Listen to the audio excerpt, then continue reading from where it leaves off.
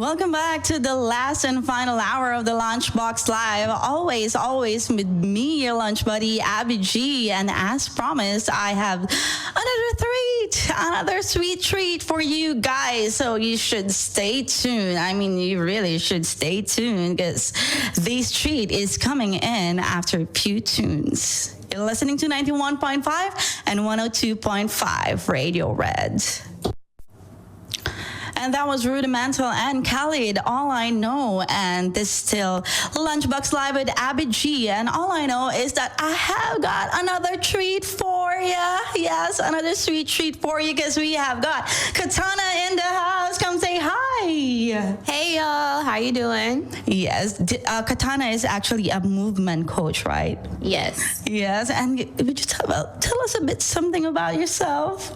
Yeah, so I'm Kitana, and I'm from Minnesota in America, but my family is from Belize in Central America, so I'm like Afro-Latina. Oh, wow. Yeah. Girl, I envy you, girl. Okay. Yeah, and I didn't really plan to be a movement coach. It just kind of happened based on like grief and losing my grandfather to cancer. And I was just trying to find ways to heal, and movement was that. And so I started off with Zumba classes, and my pops was telling me I should go, but I didn't really have the capacity or time to do that in college because, you know, and when we're studying college or university, we're just always like really focused on our studies, and we're not really focused on our mental health and really being active. So once I graduated, I was like, I really need to focus on me, and what does that look like? And so when I started Zumba classes to hip hop and like Afro beats, and my instructor was a Black woman, and all like the students were Black women as well, I really felt safe, and I really felt seen, and I also like was having fun, and I'm like, this is a way that I can heal through moving my body. Healing through moving your body. Oh, that's interesting. I really haven't thought about it, that you can heal by moving your body. And how is the process of it? The start. Some clients will go to you, and then how do you begin the process of that healing through moving your body? Yeah, I feel like when we think about therapy, we think we need to go to a therapist, which I do agree that we all need to talk to somebody, but therapy looks different, and movement was that for me. And so when I do my work and with my students, I really make it a safe space, because that was what started for me. It was a safe space. It was for me to feel seen and for me to be free. And I feel like with a lot of classes or how wellness has become to be, it's not a space to be free. And with my work, and it's really involved in like culture, joy, and community, but it's all about freedom. And it's like always showing up 100% as ourselves, because I think that's very important, and also just to leave feeling like relieved. Oh my gosh! You know what? While you're speaking, I'm actually feeling your energy right now, and with your story that you have taught, I really had a goosebumps. It started with grief, and then it just grew now. So when was that again? When you started? I started in 2018. 2018. Yeah. Okay. And you started in Minnesota. And how did you get here in Thailand? Yeah, it just kind of happened.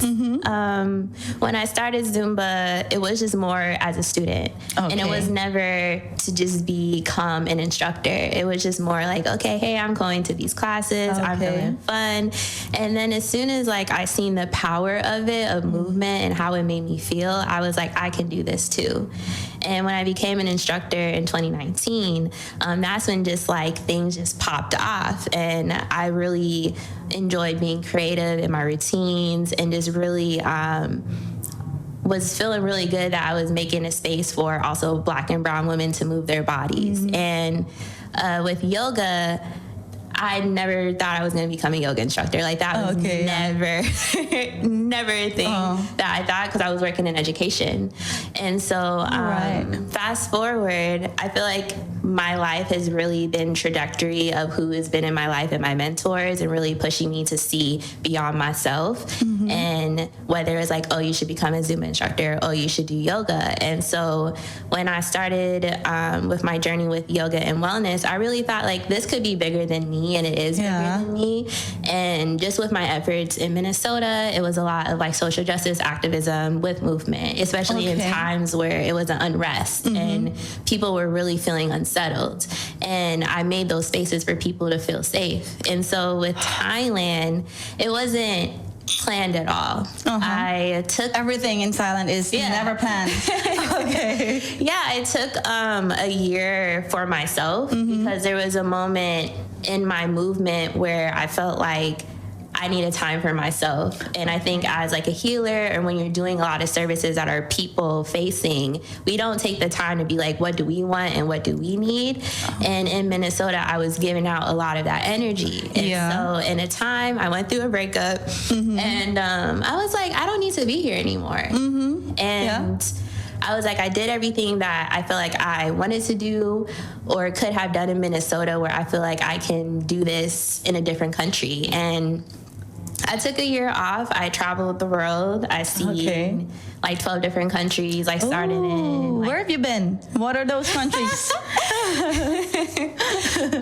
I started in Latin America, and that's my home. That's like where my culture is. And also I went to Europe and Africa. And then when I landed in Thailand, I'd never been to Southeast Asia, and I heard a lot of good things. And I'm like, okay, let me like try it out. And I went to Chiang Mai, and I felt so safe. And it was like the safest country I've been to, and it just felt like a release. And when I landed in Phuket, a shout out to Rhea and Black in Phuket, that's where I found community.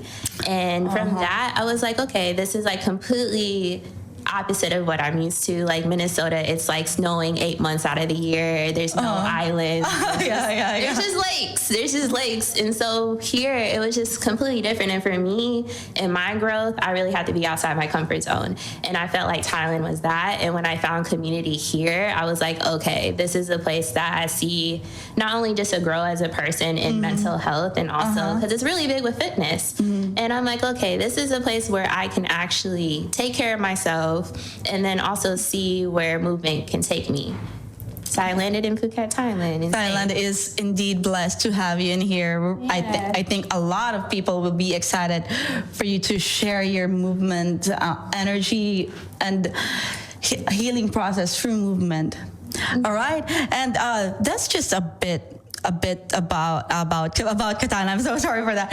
That's just a bits about Kitana, and we still have few more bits to go after a few songs. You're still listening to Lunchbox Live. This is Abby G, and this is Kitana. Stay tuned, hang in there. All right, we are back on Lunchbox Live 91.5 and 102.5 with Kitana. Hey. Yeah, this is the first question that I've made for you to ask you. How do you define movement in your practice? Oh, that's a good question. I would say it's radical self-care to activism. And when I mean that, it's like we're really active and taking the time to really nourish our bodies and ourselves, just like how activism is with fighting for a social cause. And I feel like for me, it goes hand in hand. So that's how I would describe movement. All right, that's some words from a movement coach. Okay, and what is your overall philosophy when it comes to training the body? Ooh, that is a good question. I really feel like rest is very important because I feel... Oh, rest. Yes. Okay. Yes. And when I say this, it's not like, oh, okay, let's just take a nap. It's like, okay, is it taking a shower? Is it meditating? Is it taking a walk? And because I feel like with training, a lot of people were always like, yeah, we need to train Monday through Friday or Monday through Sunday. We're not taking time to rest. And so when we don't do that, then we're detrimenting our bodies. Okay. And I think rest is just as important as training. It's also like, I like it that when you have to find what your rest is it showering, sleeping? It's actually a good thing that you know what your rest is, because sometimes you sleep but it's not rest for you because you still have a lot of thoughts in your mind, right? Yeah, exactly. So it's really important that you find what your rest is, and Yes. in this process. And how do you tailor your approach to different clients? Because there's a lot of different clients, like lots of different kinds of healing that they have, that they'll be needing. How do you approach it? Yeah, I first ask like what their body needs are, because everyone is different. So if they need to like unlock their hips, or if they need more like energy work, if that's with sound healing, or if they just really just need somebody to talk to. But I really tailored it to their bodies and what they're going through. And then if it's with privates, it's like I ask like, okay, what is their favorite music that they're listening to? Oh, okay. Because with my work, I involve like hip hop, Afrobeats, and R&B. Okay. So for me, I feel like music is also a tool with movement and also healing. And so then I create a playlist to that is the personal needs of the client, and then also a sequence to their needs that Oh, wait, you create playlists for them as well. Yes. Okay, interesting. All right. So I Okay, really go on. make it personalized, and also if they're going through something like personally where I can relate that to a chakra, which a chakra is more like an energy point in our bodies, then I would make the sequence to that. Oh, okay. So it's really a personal coaching. Oh yeah, absolutely. Very intimate as well. Yeah, very intimate. Sometimes people do cry in my sessions because it's just like they need that release. And I feel like it also is a time. I think I might cry now. No, I mean, if I will be on your session, there will be a lot of weeping. Yeah, I don't think we take the time to release. We don't take the time to rest All as right. people, and we need that in order to show it better for ourselves and people. And do you remember the most challenging client that you had, and what was it like? Oh, it's something. I wouldn't say it's challenging. It's more that it's very hard for people to be open and really Okay. hard to be vulnerable. And for me, it's my job to make that space safe and for them to trust them. Or trust me. So it's not more of challenging. It's just more, okay, how can I as an instructor create that space for them to feel those things in order for them to let go? Because it's very hard for us to do that. Oh my gosh, it's huge for me as well. I'm learning a lot from you just by having this interview. This I'm glad. is really interesting, and by just listening to you, I want the listeners as well to know more about you, because I know for sure you guys will be learning a lot from Kitana, and for sure, you will learn more about for the next few songs with, still with Kitana until the last hour, until the last minute, until the last second of the Lunchbox Live. So stay tuned. This is Abby G and Kitana. 91.5 and 102.5. Radio Red. Welcome back to Lunchbox Live. Always serving you something hot and happening only here at 91.5 and 102.5. And yes, it's still lunchtime. It's still Lunchbox Live because I still have a lot of treats for you. And one of that is right here with me, Kitana. Hey, we're back. All right, and I'm really sure that the listeners would want to know about this. What does a typical session with you look like? Or how does it go? More in private sessions or like Let's start with a private session and then the classes. Yeah, so as I said, with the private classes, I usually ask people, okay, what are their needs of their body, their like favorite music, and then like what they're going through, and then I tailor it to that. So then it's often an hour where it could be in their home or my home, so I really make it comfortable and safe. And yeah, it's really also a theme that I do as well. So whether it's like I pull like a tarot card or it has like a words of affirmation Tarot to card. it as well. Yes. Oh my gosh, So you do a lot. everything of my sessions are very intentional. And so within that hour, I'm also doing adjustments because I think that's really necessary in whether it's personal sessions or classes to really adjust people to go deeper into the poses that they didn't think they could do that themselves. And for classes, I would say that It's really fun. Okay. I'm not gonna lie with that. One of my classes is called Lit Flow, so that's under Lift flow. All right. Yeah, it's under my business, a Lit Movement, which is to liberate, inspire, and transform people through movement with culture, joy, and community. And so with Lit Flow, it's more of like a yoga fusion of yoga and dance. So it's a more like dynamic flow. Okay. And so the process is really cool because I add like hip hop, Afro beats, and R&B. So how I started is more slow, and then it's really like, okay, let's wind the hips, let's open out our spines, and really like let's just flow. And then it gets more into like the yoga and then the dance break. So with my work, is really intentional of like combining my journey of where I started with Zumba and then also yoga. So I usually fuse both of them to make it an overall like unexpected experience for my clients. And we just have a fun time. Yeah. For sure. But for a class, usually how long does it take? An hour. Oh, an hour. Okay. And how many days do you think in a week a person should do a yoga? To do yoga? Well, every day. Every day? Oh, okay. But to start, especially if you're new, I would say probably 2 to 3 times. Okay. You know, just to start find, off. just to start off fresh, to find like, okay, what works for you, because not every type of yoga is for everyone. Especially for me as a teacher, I know what type of yoga does not work for me. Okay. Yeah. So I would say for someone who is new and wants to start, I would say probably 2 to 3 times a week just to fill it out, and also, take different like studios and classes to see like, okay, what does this vibe mean? So yeah, that would be my recommendation. And then that would build up for it to be daily, because you don't see the progress unless you're consistent.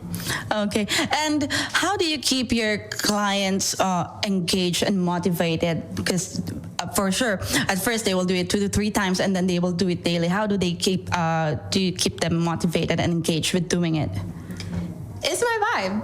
Okay. And I'm gonna be just let them go with the flow, with your flow as well. As I said, it takes a special teacher to create something special and unique for people to keep coming back, right? Because for me as a student, which is very important as a teacher to show up as a student and to always learn. And I can tell right away when a teacher is actually being intentional about the practice for their students in order for them to actually care. And so for me, it's like I'm really caring each time that I teach, and each time I show up 100%, and my students feel that.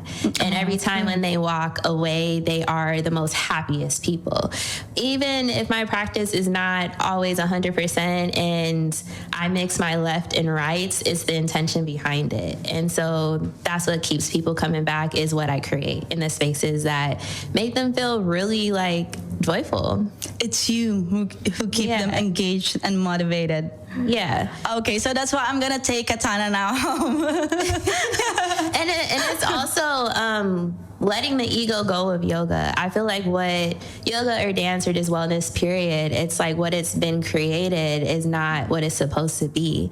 And people have came to me and said like, oh, they're scared to take different classes, especially because of other students where they're not making them feel welcomed. And I think that is disappointing. And so for me with my classes, I don't want any person to feel that way. I want them to be seen, valued, and heard. So if there's something, if I create a sequence before a class and that doesn't work for the student, I switch it up immediately, because it's like I'm accommodating to that. Even if they have never taken like yoga before, it's all important to meet the students where they're at.